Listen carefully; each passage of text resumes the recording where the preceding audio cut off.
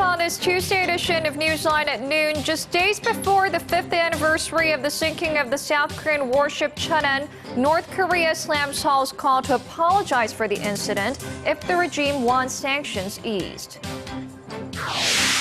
The governor of Korea's central bank says the nation's economic conditions are moving towards recovery with the so-called three lows: low oil prices, low rates, and a weak local currency supporting the momentum. Plus, with the world mourning the death of former Singaporean Prime Minister Lee Kuan Yew, officials say President Park Geun-hye will attend his state funeral on Sunday. These stories and more on Newsline at noon.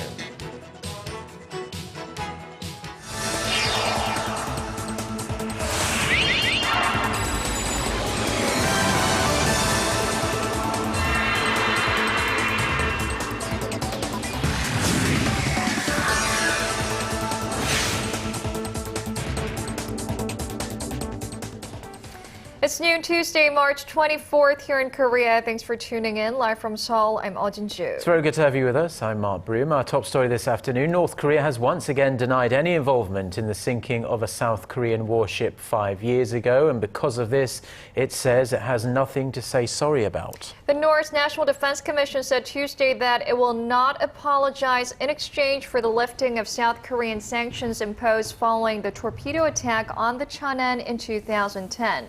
The commission calls Seoul's demand for an apology nonsense, adding that the sanctions must be removed for the sake of better inter-Korean ties. Now, this latest statement out of Pyongyang comes just a day after a South Korean activist group said that it would halt anti-North Korea leaflet launches for good if the regime took responsibility for its attack on the South Korean warship. The group's leader said no apology would result in the floating of the balloons on the 5th anniversary of the Cheonan sinking as planned. Kim Young-gil has more. A group of activists led by North Korean defectors have called off plans to fly some 500,000 anti-Pyongyang leaflets across the border this week. But there's a catch. North Korea must apologize for the 2010 sinking of the South Korean Cheonan warship, which killed 46 South Korean sailors. If they are so afraid of our anti-Pyongyang leaflets, then they should have apologized for the torpedo attack on the Cheonan warship. Then we wouldn't have sent the flyers. The activists said they will still send the leaflets and copies of the U.S. film The Interview if Pyongyang ignores their demand. North Korea has condemned the flyers as one of the greatest obstacles to overcoming South-North tensions and has not only threatened attacks but also a halt to family reunions and operations at the joint Kaesong industrial complex. We've seen in previous cases where North Korea stopped work at the Kaesong industrial complex because of anti-Pyongyang leaflets and limited access to the industrial park. The South Korean government says it does not have legal ground to curb such civic activities, but has asked the group to make wise decisions. The issue has raised safety concerns among residents in border regions. Last October, the two Koreas exchanged gunfire after the North attempted to shoot down balloons carrying similar leaflets. While no one was hurt, inter-Korean relations took a major hit and has yet to rebound. Kim Young-gil, Arirang News. Responding to North Korea's latest claim that it would not be afraid to fire off nuclear weapons if it felt cornered, the United States has urged Pyongyang to abandon its nuclear program. U.S. State Department Deputy Spokesperson Marie Harf said Monday that the complete, verifiable, and irreversible denuclearization of the North is required by multiple UN Security Council resolutions. Harf was responding to an interview given by the North Korean ambassador to Britain, who said that Pyongyang would use nuclear weapons if Washington struck with nuclear weapons first. She said Washington remains fully prepared to take action against any North Korean threats, and she affirmed America's commitment to defend itself and its allies. Speculation refuses to go away about the possible deployment to South Korea of THAAD, a U.S. defense system that could shoot down North Korean missiles. More U.S. experts have weighed in on the issue, saying THAAD should be set up on the peninsula, saying that the defense system is the minimum operational strategy to counter North Korean threats. Connie Kim has more. U.S. experts are throwing their support behind the possible deployment to South Korea of the American missile defense system, saying it'll make North Korea think twice before launching provocations. Van Jackson, who served as a policy advisor at the Office of the U.S. Secretary of Defense, said the potential THAAD deployment wouldn't solve all the security issues, but is a minimum necessary measure to sleep in regards to the North's nuclear and ballistic missile threats. Speaking at a seminar in Washington hosted by Asan Institute for International Policy, Jackson said it's better to have more missile shields as long as the price is right. He added that the optimal outcome would be the integration of South Korean and U.S. systems. Daniel Chu, a former U.S. Deputy Assistant Secretary of Defense, said China should rather start working with Washington on North Korea if it is concerned about the implications a THAAD would have beyond countering North Korean threats. Chu also stressed that it's unproductive for China to speak of THAAD's purpose given the nature of Pyongyang's nuclear threats. China strongly opposes a possible deployment as THAAD's radar system, which can cover 2,000 kilometers, could be used to monitor parts of mainland China, including Beijing. Following high-level talks last week, a senior Chinese foreign ministry official publicly called on South Korea to consider Beijing's interests and concerns about THAAD. Seoul, however, continues to stress that there have been no official discussions with Washington on the matter. Connie Kim, Arirang News. President Park Geun-hye says the promises made on public employee pension and labour market reforms must be kept to ensure the success of future generations. At a meeting with her senior secretaries, the president referred to the upcoming deadlines for the reform plans, stressing that the reforms cannot be carried out without cooperation from Parliament and related parties. She called on the administration to meet the deadlines through dialogue and compromise. And for the first time later today, President Park will meet with her special advisors for the first time since appointing them earlier this year. The 7 advisors were named to help the president strengthen external communication in the areas of politics, civil affairs, security and public relations. Japanese Prime Minister Shinzo Abe will make a week-long visit to the United States at the end of next month. Officials say Abe will visit the White House and will be the guest of honor at a state dinner on April 28th. The White House says trade and particularly plans to conclude the so-called Trans-Pacific Partnership, or TPP, will be the main topic of conversation between US President Barack Obama and Abe. Now, Abe is expected to become the first Japanese Prime Minister to ever address a joint session of the US Congress at some point during his trip.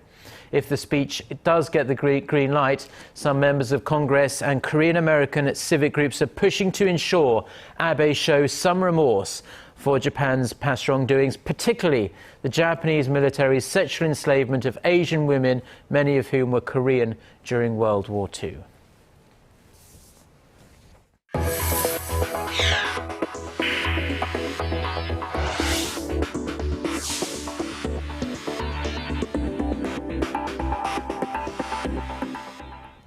Despite lingering uncertainties, Korea's top central banker says economic conditions in the country will improve in the long run. His prediction is based on a low-key rate that's boosting home transactions and increasing the price competitiveness of local exporters thanks to the sliding local currency and low oil prices. Hwang Jie has more. Speaking with economic experts on Tuesday, the Bank of Korea Governor Lee Ju-yeol said he expects the domestic economy to gain momentum. A low-key rate, low oil prices, and the weakening Korean currency have combined to create favorable conditions. The central bank cut its key rate 3 times in the last 8 months, leaving it at a historic low.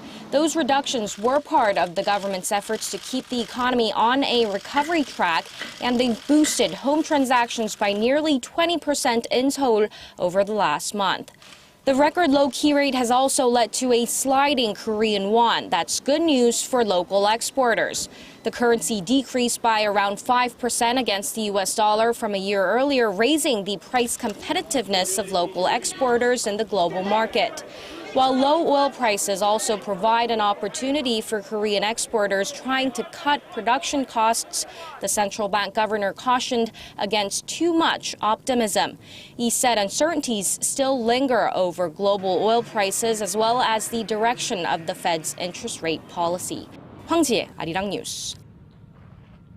The head of the European Central Bank has been whipping up support for its $1.2 trillion sovereign bond buying program.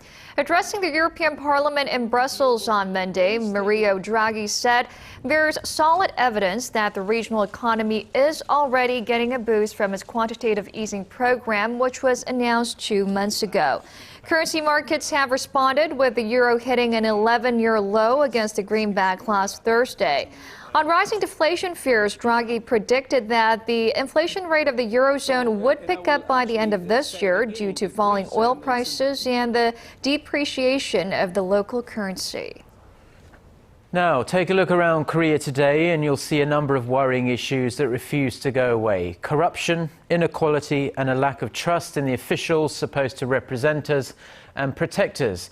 Now, this is backed up by a new report that shows Korea ranks poorly in terms of social conflicts, and the government should be doing more to manage them for the sake of the nation and its economy. Kwon So-ah has the details.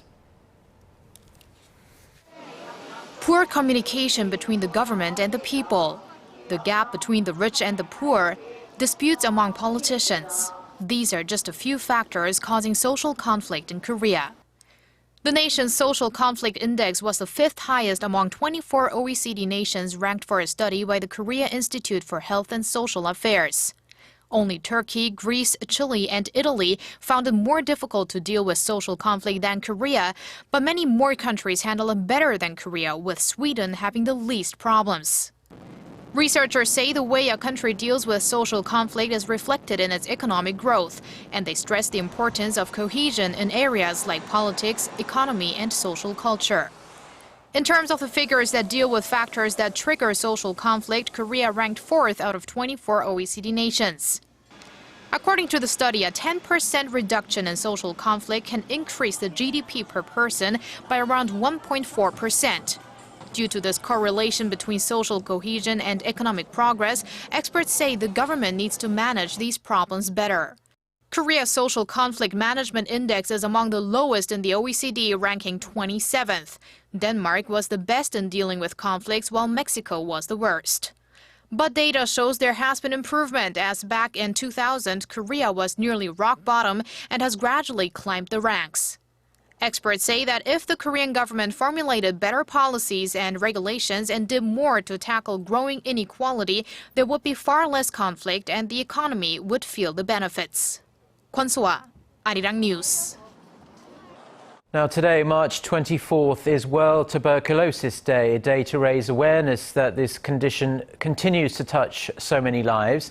Korea is not immune to this awful disease, with nearly 35,000 new TB cases reported each year. On top of this, Korea also has one of the highest tuberculosis mortality rates in the OECD.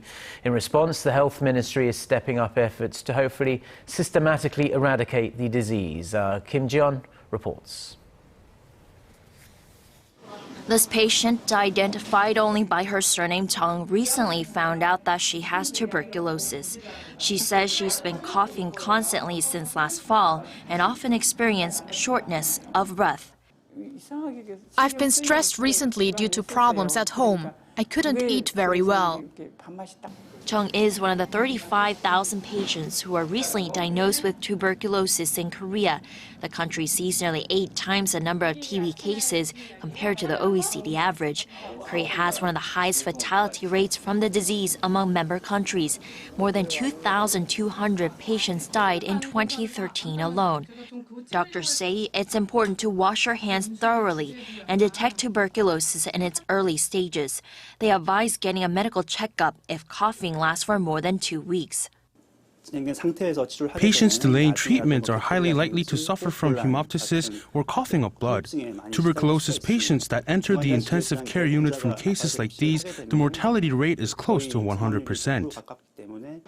In response, the Ministry of Health and Welfare is increasing efforts to eradicate the disease. It's dispatching around 400 medical personnel to community medical centers across the country so that each tuberculosis patient can get more intensive attention. The ministry is also cutting the cost of treatment. Starting in 2016, tuberculosis patients won't have to pay a cent for medical help for the disease. Overall, the ministry expects to reduce the number of TB patients by half by 2020. Kim Jeong, Arirang News.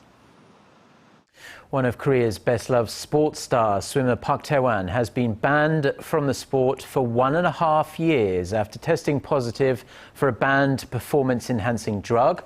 The ban casts a long shadow of doubt over whether the former Olympic champion will ever swim competitively again. SJ Lee reports. Korea's Marine boy Park Taehwan, who tested positive for testosterone last fall, was hit with an 18-month ban on Monday following a short hearing at the Switzerland headquarters of the world swimming body, FINA. The ban will remain effective until March 2016. In theory, that means Park could still take part in the 2016 Rio Olympics, but he will certainly miss the 2015 World Championships in Russia this summer. There have been concerns Park would be hit with the maximum 24-month ban, which would have definitely counted him out of Rio. Park maintains that he never knowingly received shots that contained any banned substance. The verdict means all of the swimmer's results after the positive dope test have been declared void, and he will have to give back the 6 medals he won at last year's Asian Games in Korea's western port city of Incheon. Park, with his good looks and clean-cut image, has been a widely popular sports star and product endorser in Korea and elsewhere in Asia, and his swimming record prior to this scandal speaks for itself. On top of his many Asian Games titles, Park won a gold medal in the 400-meter freestyle and silver in the 200-meter freestyle at the Beijing Olympics in 2008. He also snagged 2 silvers at the 2012 London Olympics and golds at the 2007 and 2011 World Championships. So while this ban is a major setback and tarnishes his legacy, his legion of fans will hope he can stay focused and make a triumphant comeback at the Rio Olympics. SJ Lee, Arirang News. Now, most of us have had the experience of trying to remove water from our car windows, camera lenses, or glasses without leaving smears or smudges. Now, it can be a real hassle sometimes, but a research institute in Korea claims to have solved the problem by taking hints from our natural surroundings. Lee Ju-young tells us more. Driving in the rain can be dangerous, especially when you can't clear your windshield properly. A research team at the Korea Institute of Science and Technology has developed a solution to that problem, and they took a few cues from nature. When you look at a flower petal, water rolls right off it.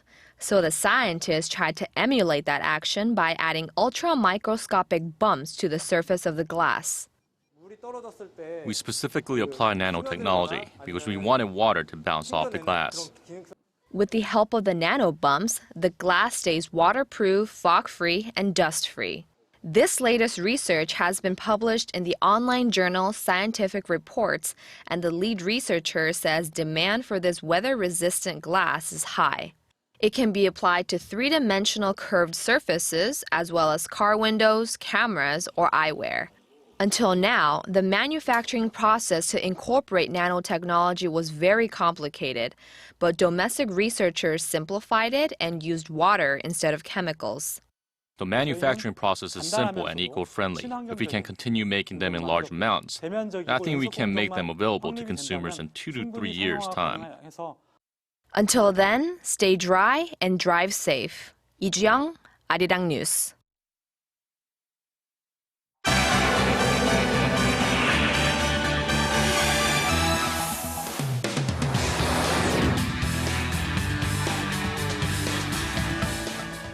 Time now for a look through the global headlines we're following on this Tuesday lunchtime from Seoul. For that, we connect to Eunice Kim at the News Centre. Eunice, the world has been joining Singapore in mourning the death of a legendary leader, Lee Kuan Yew, who oversaw 3 decades of development that transformed the port city-state into a global financial hub. Yeah, that's right, Jin-joo. Seoul's own Foreign Minister Yoon Byung-hae also paid his respects at the Singaporean embassy on Monday, remembering Lee Kuan Yew as a giant of a man and one of the best friends of Korea. It was just one of an endless stream of tributes made online and offline. Among the many sites in Singapore, the bereaved gathered outside the presidential residence of the Istana, where they awaited the arrival of Mr. Lee's body, some calling out his name. World leaders also sent their deepest condolences. China called the 91-year-old an influential statesman and strategist. Indonesia remembered him as an inspirational leader in Asia, and Malaysia noted Lee's legacy will be carried forward with the future of Singapore. Starting tomorrow, mourners will be able to pay their respects at the Parliament building, where Lee's body will lie in state.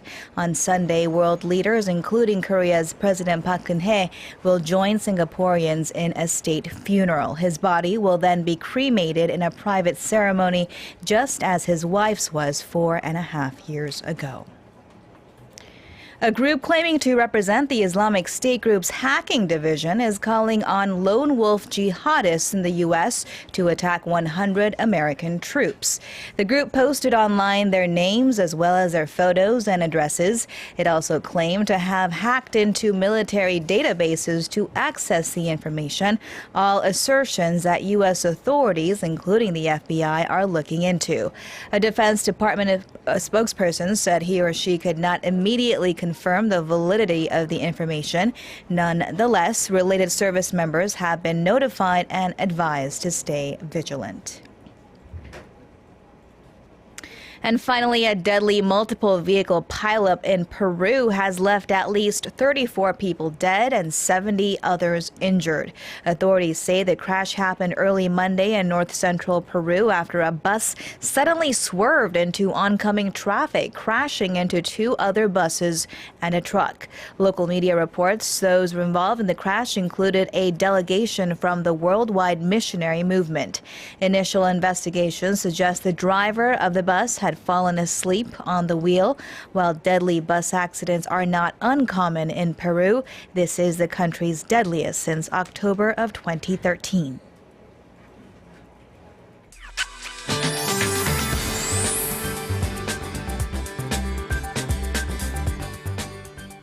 Good afternoon, I'm Eoh Jin-joo here with your latest weather updates.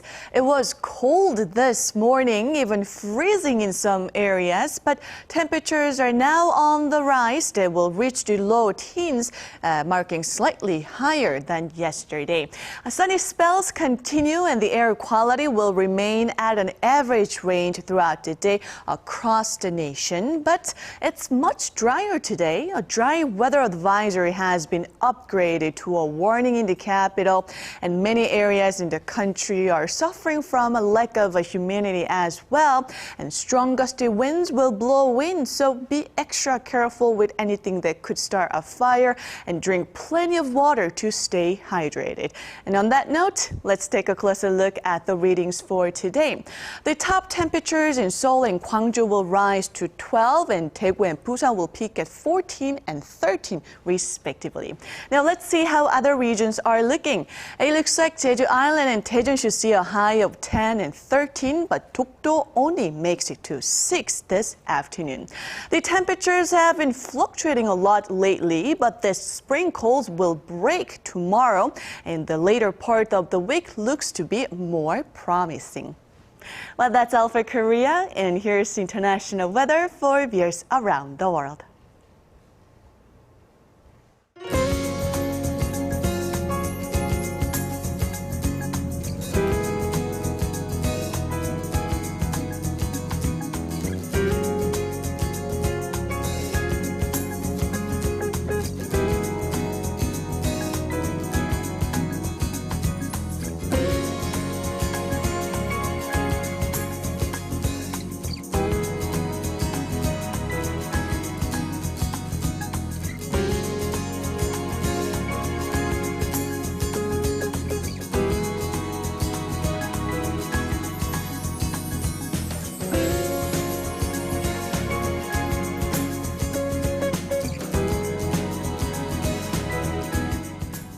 Well, those are the stories we have been following on this Tuesday lunchtime here in Seoul. Just a reminder that we do put all our stories onto our website, which can be found at arirang.co.kr/news. And we also have a very nice smartphone application which you can download from all the usual places. And you can watch all our news over again if you want, and also Arirang TV programming. This is where we say goodbye on this Tuesday lunchtime rather. Join us again at the same time on Wednesday. Thank you for watching.